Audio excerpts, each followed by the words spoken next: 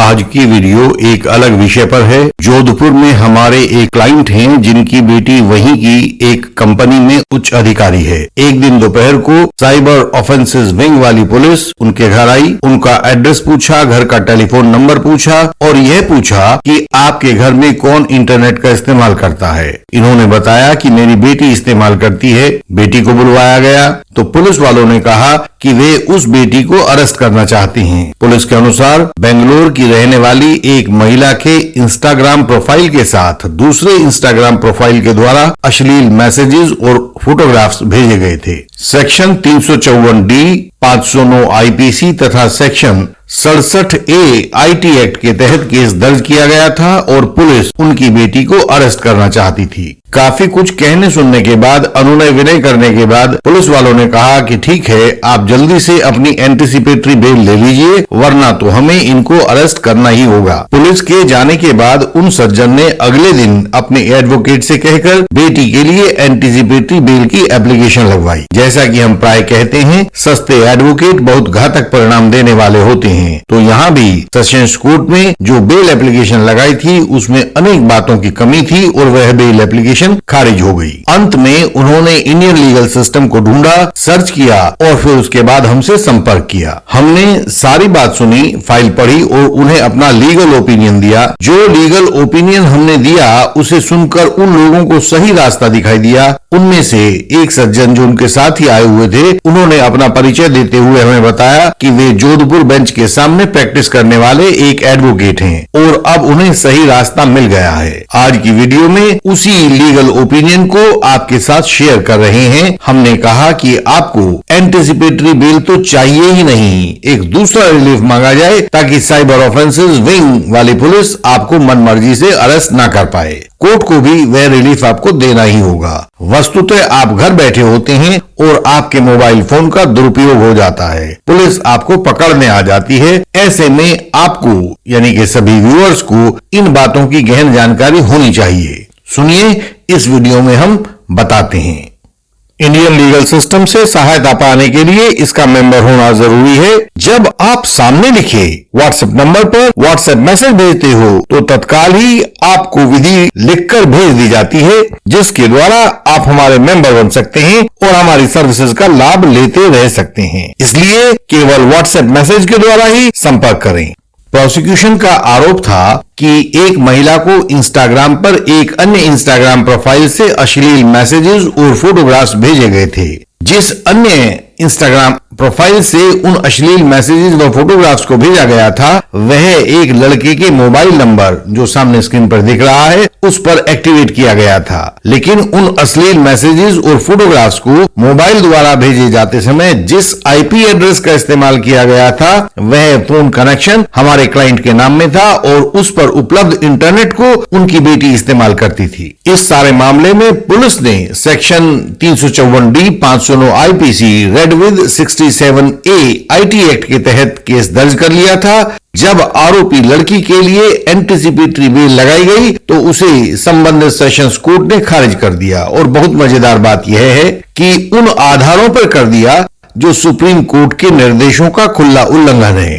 उन जज साहब के ऑर्डर का वह भाग आप सामने स्क्रीन पर लिखा हुआ देख पा रहे होंगे कि उन्होंने लिखा कि यह एक गंभीर अपराध है। फेसबुक आदि सोशल मीडिया पर यह सब किए जाने से समाज को गंभीर खतरा है, अतः एंटीसिपेटरी बेल का कोई आधार नहीं है। एंटीसिपेटरी बेल एप्लीकेशन खारिज की जाती है। और ताज्जुब की बात तो यह है कि देश समाज की नैतिकता को इतना तूल देने वाले ये लोग फिर भी जजी की नौकरी कर रहे हैं। और पक्का लगता है कि इन जज साहब ने कभी भी Arnesh Kumar versus state of Bihar 2014 8 SCC 273 को तो कभी पढ़ा भी नहीं होगा।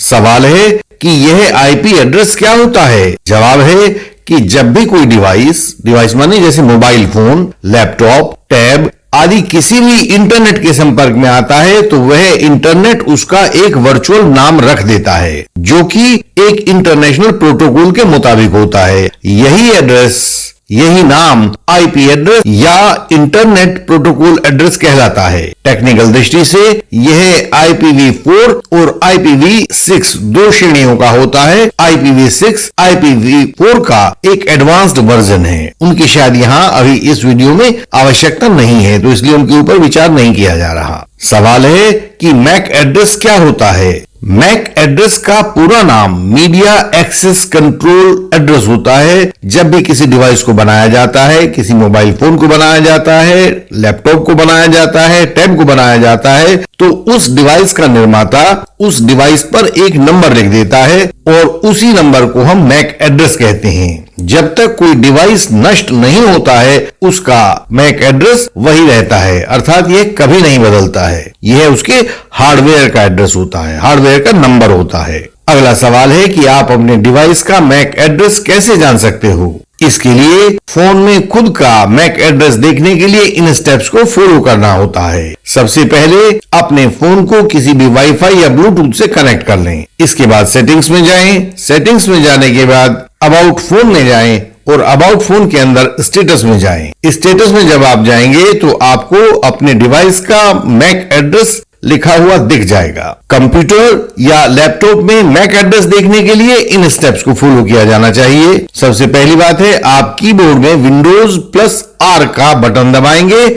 इससे रन नाम की एक कमांड खुल जाएगी। इस रन में हमें एक CMD नाम की कमांड लिखनी होगी और उसको एंटर करना होगा, जिससे उस कंप्यूटर का कमांड प्रॉम्प्ट खुल जाएगा। अब इस कमांड प्रॉम्प्ट में ipconfig/all लिखकर एंटर दबाएं। एंटर दबाने के बाद आपको आपका मैक एड्रेस लिखा हुआ वहां भी दिख जाएगा।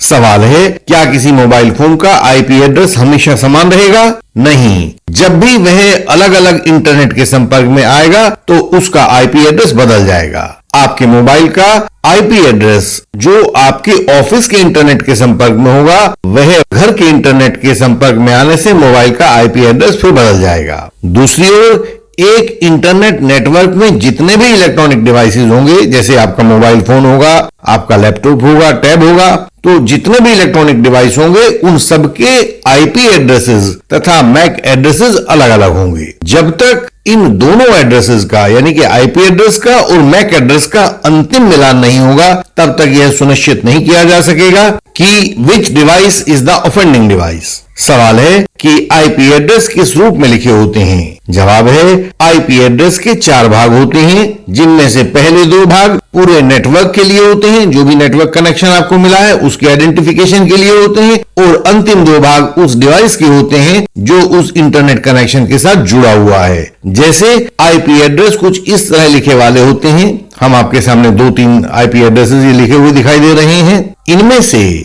136.207.408.62 पर विचार करते हैं। यदि इसी नेटवर्क में 2 मोबाइल फोन तथा एक लैपटॉप भी जुड़े हुए हों तो उनके IP एड्रेसेस इस तरह से हो सकते हैं। जो शुरू में 62 दिखाई गया था वह अब बदलकर 67 हो सकता है, 64 हो सकता है। जो शुरू में 408 दिखाया गया था वह बदलकर 406 हो सकता है। यानी कि अंतिम 2 क्रम के जो नंबर हैं उनमें कुछ परिवर्तन हो जाएगा, तो उस डिवाइस का वह IP एड्रेस आपको उपलब्ध होगा। किसी डिवाइस की जिम्मेदारी फिक्स करते समय उस नेटवर्क में मौजूद सब डिवाइसेस के IP एड्रेसेस और मैक एड्रेसेस का मिलान करके देखा जाएगा, जिससे कि दोनों एड्रेसेस मिलेंगे वही उत्तरदायी माना जाएगा। सवाल है कि इस केस में जब कहा गया था, डिफेंस ली गई थी कि उनके मोबाइल फोन का कहीं दुरुपयोग हुआ लगता है, तो इस केस में उस बात का क्या महत्व है। जवाब है कि केवल IP एड्रेस होने के आधार पर ये उस लड़की को गिरफ्तार नहीं कर सकते हैं, जब तक कि यह ना साबित हो जाए कि जिस मैक एड्रेस वाले मोबाइल फोन से वो अश्लील मैसेजेस और फोटोग्राफ्स भेजे गए थे वह मैक एड्रेस इस नेटवर्क पर काम कर रहा था। इस लड़की के मोबाइल फोन का मैक एड्रेस भी वही है जो भेजने वाले मोबाइल का भी मैक एड्रेस था। जब तक ये दोनों एड्रेसेस नहीं आपस में मिलेंगे तब तक लड़की की कोई लायबिलिटी नहीं बनेगी। इसमें एक और संभावना हो सकती है कि जिस लड़के के नाम वह इंस्टाग्राम प्रोफाइल था जिसके मोबाइल पर उसे इशू किया गया था उसका मैक एड्रेस क्या है। ऐसा भी संभव है कि उस लड़के ने लड़की के वाईफाई को हैक करके उसके IP एड्रेस से अपना मोबाइल फोन कनेक्ट कर लिया हो तथा वे सब अश्लील मैसेजेस और फोटोग्राफ्स भेज दिए हों। तो ऐसी अनिश्चितता के माहौल में लड़की की जिम्मेदारी को पूरी तरह से सिद्ध हुआ नहीं माना जा सकता है। सवाल है कि लड़की के पिता को, जो हमारे क्लाइंट हैं, अब क्या करना चाहिए। हमारा जवाब है कि उन्हें लड़की के लिए एंटीसिपेटरी बेल एप्लीकेशन लगाने की कोई जरूरत नहीं है, तो वह एप्लीकेशन नहीं लगानी चाहिए या लगवानी चाहिए, बल्कि उन्हें हाई कोर्ट में यह रिट पिटीशन फाइल करवानी चाहिए कि पुलिस आयोग को निर्देश दिया जाए कि वह सुप्रीम कोर्ट के निर्णय Arnesh Kumar versus state of Bihar 2014 8 SCC 273 के अनुसार इस लड़की को सेक्शन 41A CRPC का नोटिस दे और उसके साथ इन्वेस्टिगेशन को आगे बढ़ाते हुए केस के सही अपराधियों तक पहुंच जाए। आप लोगों को याद होगा कि Arnesh Kumar versus state of Bihar में सुप्रीम कोर्ट ने यह निर्देश दिया था कि जिस भी अपराध के लिए 7 साल तक की सजा का प्रावधान है, उसमें किसी भी व्यक्ति को गिरफ्तार ना किया जाए, बल्कि उसे सेक्शन 41A CRPC का नोटिस देकर उसे अपने साथ इन्वेस्टिगेशन में ज्वाइन करवाया जाए। लेकिन यहाँ किन्हीं अज्ञात कारणों से न पुलिस और न ही वह जज साहब जिन्होंने बेल एप्लीकेशन रिजेक्ट की है, इस बात को मानना चाहते हैं। ये अपनी नई नैतिकताएं समाज पर थोपना चाह रहे हैं। तो इसलिए यहाँ पर इस बात को बिल्कुल ना कहा जाए हाई कोर्ट के सामने कि हमें एंटीसिपेटरी बेल दी जाए, बल्कि यह कहा जाए कि सुप्रीम कोर्ट के उन निर्णयों के अनुसार पुलिस को निर्देश दें कि वे हमें सेक्शन 41A CRPC का नोटिस पेश करें। और इसके अलावा भी हाई कोर्ट को यहाँ यह देखना चाहिए कि ये जो लगातार ऊँघने वाले जज हैं, उनको टाइट किया जाए। 8-9 साल हो चुके हैं अरनेश कुमार वाले जजमेंट को आए हुए, और इन जज साहब को अब तक फुर्सत नहीं मिली है कि उसको पढ़ लेने और उसके अनुसार अपना कानूनी काम करें। आप सबके लिए एक महत्वपूर्ण नोट है, जिस दिन से सुप्रीम कोर्ट ने अरनेश कुमार वाले जजमेंट को दिया है, उस दिन से बहुत सारे घूसखोरों की दुकानें बंद हो गई हैं, और इन बंद दुकानों में पुलिस वालों की और जुडिशरी वालों की, दोनों जगहों की दुकानें शामिल हैं। ये अलग अलग बहानों से अरनेश कुमार वाले जजमेंट को दरकिनार करने की कोशिश करते हैं, ताकि इनकी दुकानें दोबारा बिक्री काउंटर में बदल जाएं। तो ऐसे लोगों को हमें सुप्रीम कोर्ट और हाई कोर्ट के संज्ञान में लाना होगा, ताकि उनकी आंखों में धूल झोंकना बंद कर दें और आप कभी भी इनके इस बुरे प्रयास को सफल ना होने दें। रूल ऑफ लॉ को हमेशा जिंदा रखना हम सबका दायित्व है। इंडियन लीगल सिस्टम आपको निरंतर एक कानूनी सहारा देता रहा है। आप जब भी किसी झूठे आरोप में फंस जाते हो, तो हम अपने डिस्टेंस एडवोकेसी से आपको बचने की राह दिखाते हैं। हमें गर्व है कि हम अपने हजारों साथियों की कानूनी सहायता कर पाए हैं, जिनको सही रास्ता दिखाई नहीं दे रहा था। आप हमारी वेबसाइट indianlegalsystem.org पर जाकर सब जानकारी अपनी सरल भाषा में पा सकते हैं। वहीं पर आप हमारी वेबसाइट के विभिन्न लिंक्स देख सकते हैं, और चाहें तो वहां दिए गए सिंबल पर सर्च करके ढूंढ भी सकते हैं। जब आपको आवश्यकता होगी, तो हम आपके लिए भी बेहतरीन क्रॉस एग्जामिनेशन तैयार करके भेज सकते हैं। कोई दूसरा लीगल डॉक्यूमेंट हो तो हम वह भी उपलब्ध करवा सकते हैं। हम आपको विजयी बनाना चाहते हैं, ताकि फॉल्स एलिगेशन आपको हरा ना पाए। भारत भर में हमारी सहायता पहुंच रही है, वह आप तक भी पहुंचाई जाएगी। आप हमें बताएं कि आपकी क्या आवश्यकता है। हमसे संपर्क का तरीका सामने स्क्रीन पर दिखाई दे रहा होगा, आप इसको नोट कर सकते हैं। यह हर एक वीडियो की डिस्क्रिप्शन में भी मिलेगा। सहायता पाने के लिए स्क्रीन पर दिखाई दे रहे हमारे व्हाट्सएप नंबर पर मैसेज भेजें, तत्काल आपको आगे का रास्ता बताया जाएगा। एक बार मेंबर बनने के बाद आप हमें हिंदी और इंग्लिश में अपना मटेरियल भेज सकते हैं, अन्य भाषा हो तो ट्रांसलेशन भेज सकते हैं। हम आपसे अगली वीडियोज में फिर मिलेंगे, तब तक के लिए प्रणाम।